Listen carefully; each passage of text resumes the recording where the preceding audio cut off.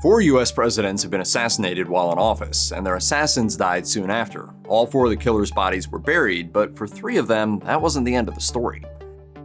On April 14, 1865, 5 days after Confederate General Robert E. Lee surrendered to Union General Ulysses S. Grant at Appomattox, Virginia, anti-abolitionist John Wilkes Booth shot Lincoln in the back of the head at Ford's Theater. Afterward, he jumped to the stage, breaking his leg, and escaped on horseback.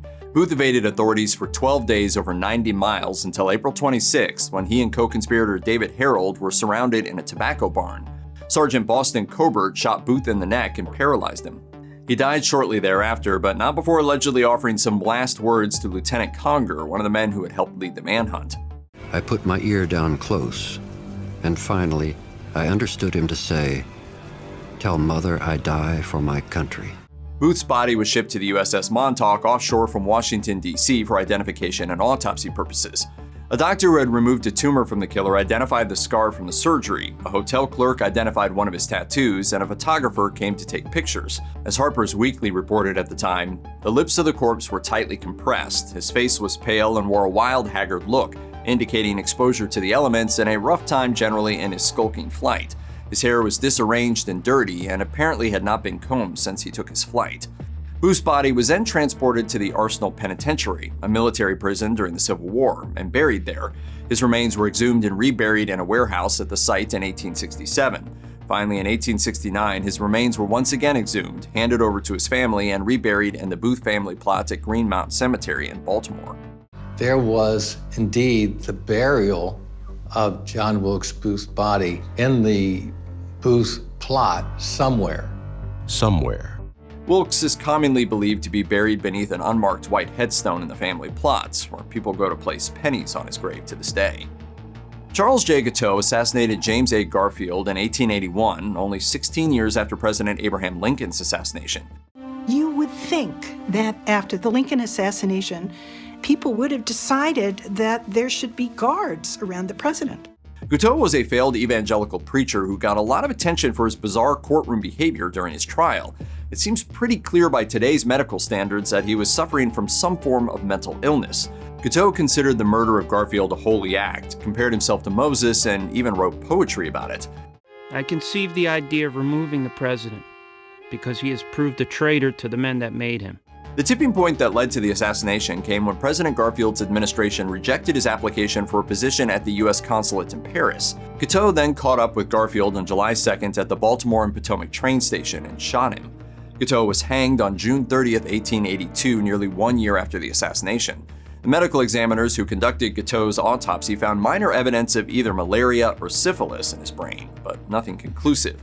Guiteau was buried in the cemetery at the Washington, D.C. jail where he had been held, but his body was later exhumed and transported to the National Museum of Health and Medicine in Maryland for scientific study. Scientists there were trying to discover, quote, moral insanity that could be found in his brain.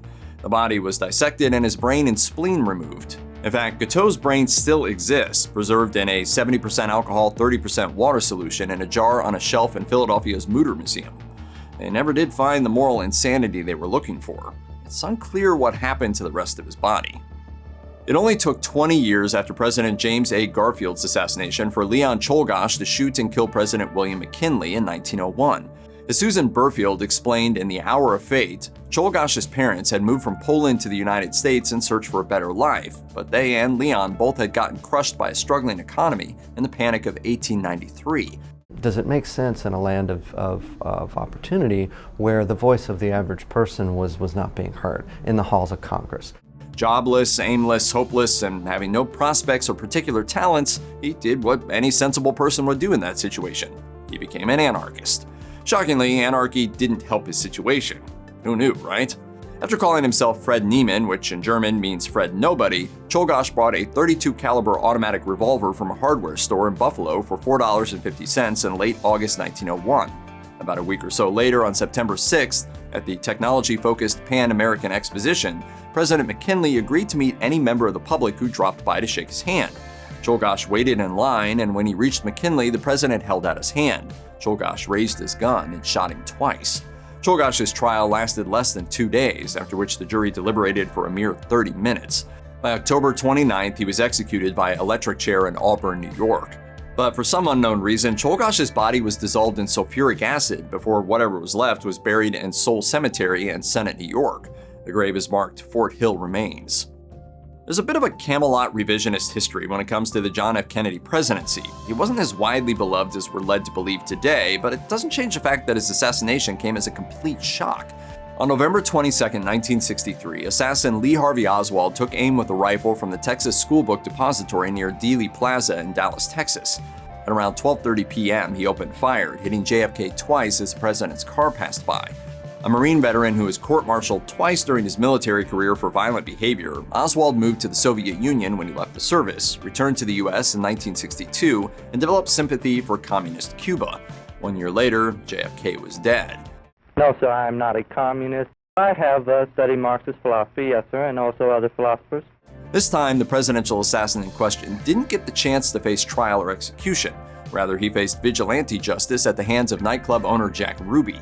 Just 2 days after the Kennedy assassination, Ruby shot and killed Oswald. Was that the man that shot the man, or do you know? That is the man that shot the man. Oswald was buried in Rose Hill Cemetery in Fort Worth, Texas. Conspiracy theories sprang up almost immediately. It doesn't help that the Warren Commission in 1964 said Oswald acted alone, whereas 15 years later, the United States House Select Committee on Assassinations officially declared the JFK assassination a conspiracy. The murders of Oswald and JFK remain an arguably open question to this day. In an effort to put the matter to rest, Oswald's body was exhumed in 1981 to determine that it was indeed Oswald and not a Soviet body double in the grave. After authorities confirmed that it was Oswald, his body was returned to the grave. Officially, we know it's Lee Harvey Oswald buried there in Fort Worth. Everything else is up for debate.